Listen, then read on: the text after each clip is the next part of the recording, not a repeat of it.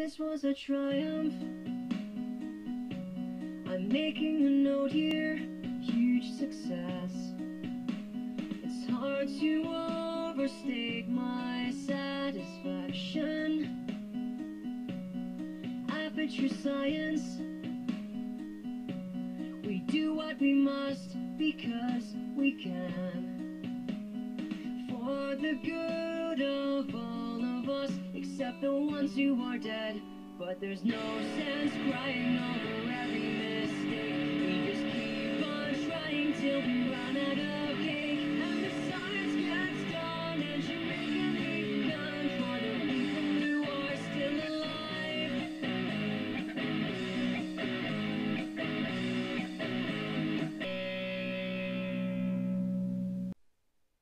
Oh, nose. Oh, this is bad. Oh, this is really bad. It looks like I got hacked. Ooh, looks like I won't be able to make the next part of the dev vlog. Oh, just kidding. I wrote this in Python. Welcome to the Whitestorm Dev Vlog Series 2, Part 3. This will be the last part in Series 2, but there will be more dev vlogs in the future. Happy Halloween, guys. I'm technical support. Good! That's a corny joke. Hopefully by the time I'm done recording this devlog, I will have Lua scripting implemented along with the framework completed, which I've completely redesigned, but it's based off the old framework. The only difference is I figured out how to reduce the work tenfold, and I completed the rendering system, which I would like to show off. Okay, so let's get to it. Okay guys, so I got a lot to show off here. The first thing I'll show off is Lua implementation. Alright, so let me run my demonstration program. As you can see, there's a little guy moving in the corner there, and there's a little guy rotating, and he's been resized. And these are two instances of some of my core classes, and they're running two different Lua scripts. The one that moved is running this script that displays the position. So as you can see in the console here, it's displaying his position.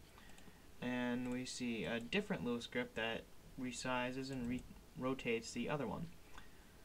Okay, so let's take a look at the framework now, which I also got done in combination with Lua. Not everything is wrapped to Lua yet, but let's take a look at the framework. So I have three classes. I have my entity class, my positional class, and my mobile class. Entity does not have a position, and basically it's the kind of class you would use for background noise, and it doesn't have any components to add to it yet. Background noise would be a component. Positional, you can add 4 components. You can add a sprite, polygon, scan area, or vector graphics. And it does have a position, and it has rotation to determine rotation, and it also synchronizes these two characteristics, rotation and position, with all of the components. It also sends the components to Lua during whenever they need to go to Lua. Then there's the mobile class, which inherits from positional, and positional inherits from entity. And it has a vector, and it has auto-calculate and auto-move. Auto-calculate specifies if we want to calculate the vector automatically, and auto-move is if we want to move automatically as opposed to calling the move method manually. And we can see them being used here in main.cpp. Here it is.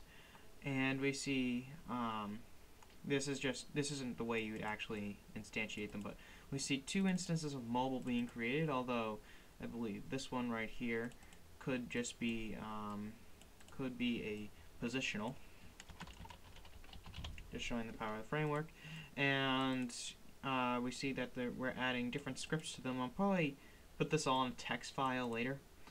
And we also see that we're adding components to them. We're setting reference to the singleton of the engine up here, and then we're adding a sprite, which is an instance of a sprite which is inside the engine, and then we're just setting some other things right here.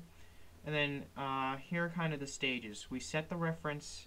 We set reference to the engine does its stuff, and then we you have the entity set reference to the engine. Then the entity refreshes, then it deletes its reference. and that's how it works. Okay guys, so if I show off a little bit of the rendering system also, that I talked about last time, and I'm happy to say it is completely working. Now there's a bit of a transform issue with the vector graphics, so I might be bouncing around the screen a bit. I'll clear that up when I fix scan areas because the vector graphics are based off scan areas. And the polygon isn't exactly centered, so it may not look like it's rotating right, but it is. So here we go.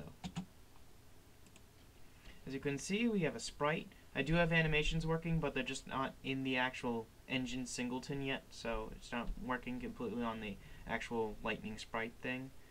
I have polygons, and I have vector graphics. So that, my friends, is the rendering system, which has a very complicated inheritance diagram. I will show. Okay guys, so here is the rendering system explanation. The first base class we have is render functional, which has all the core functionality of the rendering system. Originally, viewable was meant to inherit from it, but there is no more viewable. Next, we have render base, which is a template class, which has an instance of the template class and methods get component and set component, in addition to the methods in render functional, which are rotate, set position, etc.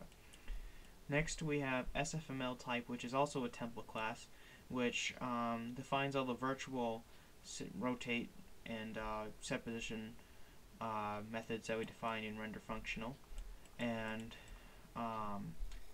has them so an SFML type can easily use them.